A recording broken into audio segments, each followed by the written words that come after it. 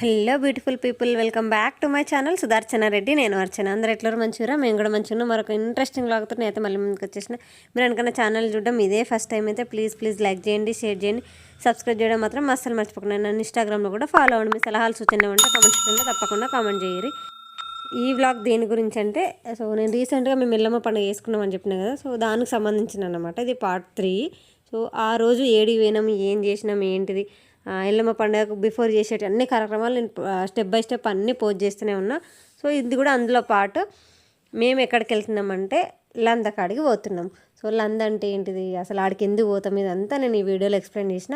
In case నేను ఏమైనా miss అయితే షూర్గా నాకు కామెంట్ సెక్షన్లో కామెంట్ చేయండి. నేను ఏమైనా మిస్ అయినా, ఏమైనా మిస్టేక్స్ చెప్పినా, ఇంకేమైనా నన్ను కరెక్ట్ చేయండి.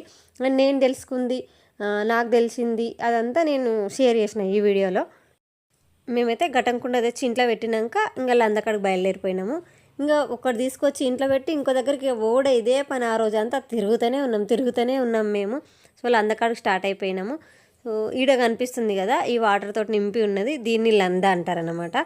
ఇప్పుడు అందరు అన్ని సిమెంట్ తోటి కట్టుకుంటారు కాబట్టి ఇక్కడ సిమెంట్ తోటి కట్టి వాళ్ళు ఈ గోళం అంటారు తెలుసా మీకు? గోళం అంటే ఐడియా ఉందా? వాటర్ పోసుకునేది ఆ టైప్లో ఉంది. కానీ కొంచెం లోపల పోయినా కొద్దీ దాని లెంత్ అనేది తక్కువైపోయింది అనమాట.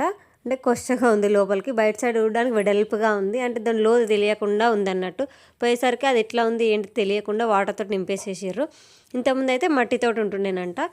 సో లందకు ఎల్లమ్మకు ఏంటిది ఇదంతా అంటే కనెక్షన్ ఏంటిది, ఈ ఎల్లమ్మ పండుగ కోసం లందకాడికి ఎందుకు పోవాలి అని అంటే, ఎల్లమ్మని ఆ రేణుక ఎల్లమ్మ తల్లిని పరశురాముడు తన తండ్రి జాడ చెప్పమని వెంబడిస్తారనమాట. ఆమెను బాధిస్తుంటాడు, చంపడానికి ట్రై చేస్తుంటాడు. నువ్వు నా తండ్రి జాడ చెప్పకపోతే, అంటే నా తండ్రి ఎవరో నువ్వు చెప్పకపోయి ఉంటే నేను చంపేస్తా అని భయపెడతాడు అన్నట్టు తల్లిని పరశురాములు. ఆయన నుంచి తప్పించుకునే ప్రాసెస్లో ఇట్లా హరిజనుల వాడకి అమ్మవారు వస్తారంటే శ్రీ రేణుక ఎల్లమ్మ తల్లి హరిజనుల వాడకు వస్తుంది. వచ్చి ఆడవాళ్ళని నేను ఇట్లా తల దాచుకోవడానికి ఒక ప్లేస్ కావాలి, నా కొడుకు నేను ఏడున్నాను, నన్ను గుర్తించొద్దు అని వాళ్ళని అడుగుతుంది. వాళ్ళని అడిగితే వాళ్ళు మాది చిన్న గుడిసె తల్లి, నిన్ను మేము ఎక్కడ దాచిపెట్టగలుగుతాము. అండ్ రేణుకెళ్ళమ్మకి ఏంటంటే ఒక అడుగు వేసినా కొద్దీ ఒక అడుగు కింద పసుపు, ఒక అడుగు కింద కుంకుమ పడుతుంటుంది అన్నట్టు. ఆమె అడుగులు వేసినా కొద్దీ. అందుకే పరశురాముడు ఆమె ఏడుందనేది ఈజీగా కనుక్కుంటాడు. నిన్ను మా ఈ చిన్ని గుడిసెలో ఎట్లా దాచిపెట్టగలం తల్లి, నువ్వే చెప్పు ఏదో ఒక ఉపాయం. మాకైతే ఏ ఉపాయాలు తెలియదు, నిన్ను దాచిపెట్టడానికి మా ఈ చిన్ని గుడిసెలో ప్లేసే లేదని అంటే, ఇట్లా లంద అంటే మనకు అర్థమయ్యే భాష, వాడుక భాషలో చెప్పాలంటే ఒక ఇంకుడు గుంత అనుకోండి. ఇంట్లో ఉన్న చెత్త అంతా, మనం వాడుకునే చెత్త, కూరగాయలు ఇట్లా అండ్ ఆవు పెండ ఇదంతా తీసుకొచ్చి ఒక ఇంకుడు గుంతలాగా తోడి అందులో వేస్తారు అన్నట్టు. దాన్ని తీసుకువెళ్ళి మళ్ళీ ఎరువులాగా పంట చేనులో వేసుకుంటారు. అదే లంద అని అంటారు అన్నట్టు.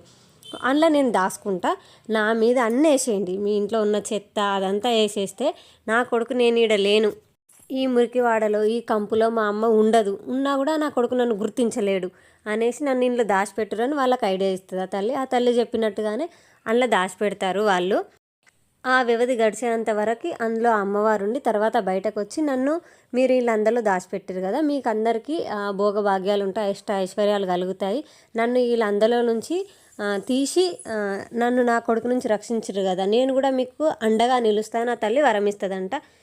అట్లనే నన్ను ఎవరైనా వాళ్ళ ఇంట్లో నిలుపుకోవాలంటే మీ ఇంటికి వచ్చి, మీ ఇళ్ళకి వచ్చి నన్ను ఇంట్లో నుంచి తీసుకోవాలని ఆ తల్లి చెప్తుందంట. ఇక్కడ అదే ప్రాసెస్ నడుస్తుంది అన్నట్టు. అట్లా అర్జెంట్లలో ఉన్న ఆ లంద ఎవరింటి కాడైతే ఉంటుందో వాళ్ళ ఇంటికి మేము పోయి ఆడ ఆ లంద ముందు ఆ లందని పూదిచ్చి, అంటే ఆ గోళం టైప్లో ఉంది కదా, ఇప్పుడు వాళ్ళు కొంచెం సిమెంట్ తోటి మంచిగా కట్టించారు అన్నట్టు. మేము పోయేసరికి వాటర్ తోటి నింపిరు. మేము పోయి వాళ్ళ అందరిని పూదిచ్చి ఆడ అమ్మవారికి వడిబియ్యం పోస్తున్నాం అన్నట్లు అందం ముందట అందరం 5గురం కలిసి. ఈ ప్రాసెస్ అయితే ప్రతి చోట మీరు చూస్తారు. నన్ను ఫాలో అయ్యింటే ముందు బ్లాగ్స్లలో కూడా నేను షేర్ చేసిన. ఘటంకుండ కాడికి పోవుడు, ఇంకా పుట్టమన్ని తెచ్చుడు, ఇవన్నీ నేను షేర్ చేసిన. అవి మీరు చూడకపోయింటే నేను డిస్క్రిప్షన్లో లింక్ ఇస్తాను, లేదంటే ఛానల్కి వెళ్ళాను ఒకసారి ఆ వీడియోస్ కూడా చెక్ చేయండి, మీకు అర్థమవుతుంది ఎప్పుడు స్టెప్ బై స్టెప్ అసలు ఎట్లా చేస్తారు ఏంటిది అనేది. సో ఇక్కడ మేమైతే బియ్యం పోస్తున్నాము లందకాడ.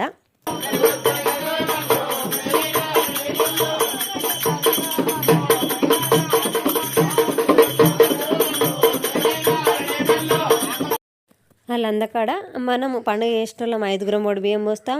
అట్లనే వాళ్ళందరూ ఎవరింటి కాడ అయితే ఉంటుందో వాళ్ళు కూడా పోస్తారు వడి బియ్యం అమ్మవారికి. అండ్ ఆడ వాళ్ళకి కట్నం పెట్టాల్సి ఉంటుంది. అండ్ ఆ బియ్యం అవన్నీ వాళ్ళే తీసేసుకుంటారు. అండ్ ఆ తర్వాత ఈ వీళ్ళు ఉంటారు కదా, ఈ పండుగ జరిపించేటోళ్ళు, వాళ్ళు కథ చెప్తారన్నట్టు, అసలు ఏంటిది వీళ్ళందంటే ఏంటిది, వీడికి ఎందుకు వచ్చింది అమ్మవారు, ఇదంతా స్టోరీ వాళ్ళు డ్యాన్స్ ఆడుకుంటూ మంచిగా మనకు స్టోరీ ఎక్స్ప్లెయిన్ చేస్తారన్నట్టు.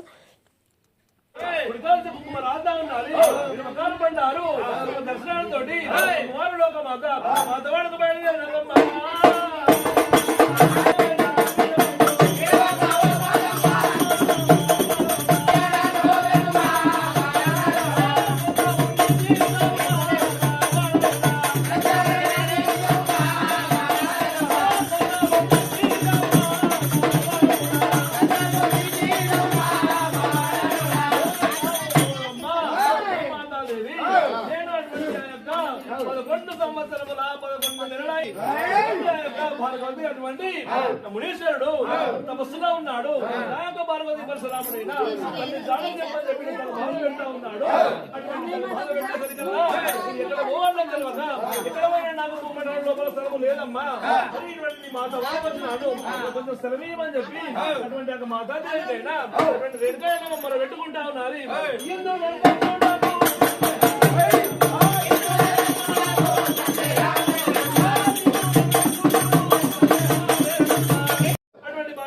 రాముడు తండ్రి దడల కొడుకు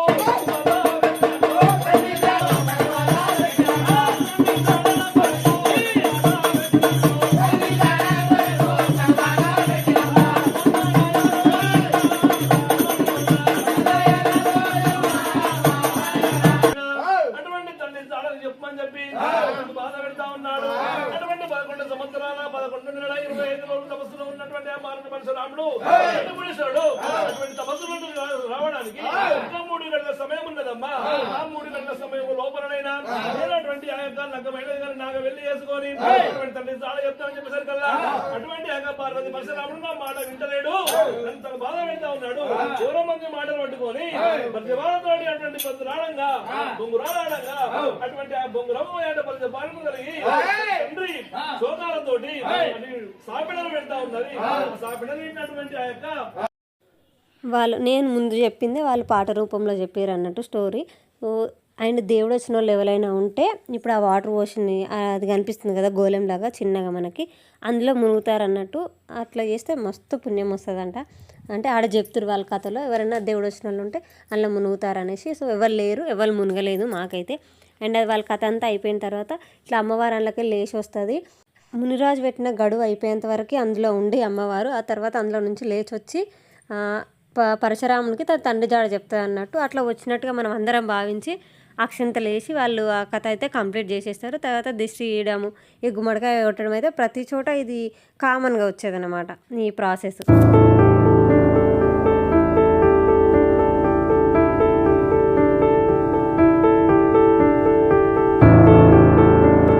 ఆ కథ అంతా చెప్పిన తర్వాత ఇంకా కట్నం పెట్టమని చెప్తారన్నట్టు. అంటే ఎవరైనా వాళ్ళ పేర్ల మీద ఎల్లమ్మ కట్నం వేస్తారు. లైక్ మనం ఉండిలో వేస్తే ఎట్లా చేస్తాం సేమ్ అదేలాగా అట్లా వాళ్ళు డబ్బులు ఇస్తే వాళ్ళ గోత్రము అండ్ వాళ్ళ పేరు చెప్పి రేణుకెళ్ళమ్మకి వాళ్ళు ఇట్లా ఇస్తారు అనేసి చెప్తారు. అండ్ ఇంకొక థింగ్ నాకు బాగా నచ్చింది ఏంటంటే ఇట్లా అర్జెంట్లో వాడక పోయినాం కదా మనము, ఎవరింటికాడైతే ఒడి బియ్యం పోసినామో వాళ్ళ ఇంటి నుంచి కొన్ని బియ్యం వాళ్ళ తాత మేరకు కొన్ని బియ్యము కొంచెం నూనె వాళ్ళు డబ్బులు వాళ్ళ ఇష్టం ఇస్తే ₹1 ₹11 అట్లా ఎన్నైనా ఇవ్వచ్చు. అట్లా 5 ఇళ్ళకి పోయి మనం తెచ్చుకోవాలన్నట్టు. లైక్ మన వాడుక భాషలో చెప్పుకోవాలంటే అడుకొచ్చుకోవాలన్నట్టు. అదే మనకు బరకతి. ఎల్లమ్మ వాళ్ళందరి ఇళ్ళకి పోయి మనం తెచ్చుకుంటున్నాం అన్నట్టు. ఎల్లమ్మ పండుగ చేసుకున్నాం మేము, మీకు తోచినంత మాకు ఇయ్యిర్రి అని చెప్పడం అన్నట్టు. అట్లా చేస్తే మనకు బరకత్ ఉంటుంది. అంటే ఆయన అట్లా ఉట్టిగానే చేయడం కాకుండా వాళ్ళ ద్వారం ఉంటుంది కదా, అంటే మెయిన్ గడప ఉంటుంది కదా, దానికి నూనె రాసి మంచిగా బొట్లు పెట్టి వాళ్ళ ఇంట్లోకి పోయి వాళ్ళు ఇచ్చిన దానం మనం పుచ్చుకొని రావాలన్నట్టు. ఇట్లా ఎల్లమ్మ పండుగ చేసిన ప్రతి ఒక్క హరిజన్ల వాడకపోయి 5 ఇళ్ళల్లో ఖచ్చితంగా తెచ్చుకుంటారంట. ఇది మెయిన్ ఈ ఎల్లమ్మ పండుగలో చేసే వాటిలో ఇది one of the main part అన్నట్టు, మేజర్ పార్ట్ ఇది.